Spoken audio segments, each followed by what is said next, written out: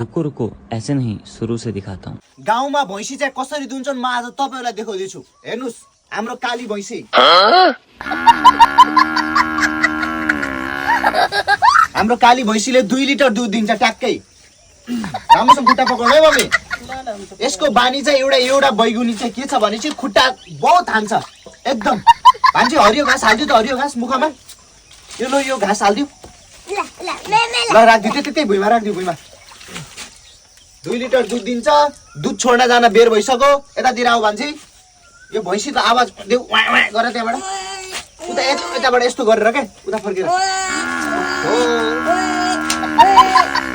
यो हाम्रो काली भैँसीले फेरि ल अब चाहिँ गाइज दुध दुदैछु मैले चाहिँ। हाम्रो काली भैँसी एकदमै बिहानी फेरि अलिक खराब छ के।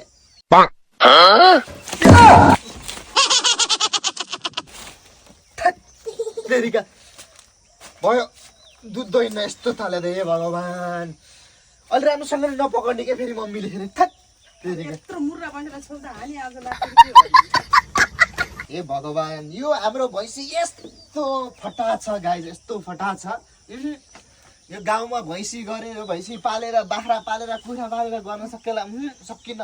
म त काठमाडौँ फर्किन्छु गाइज। म काठमाडौँ फर्केँ म दुन सकेन दुध गएँ।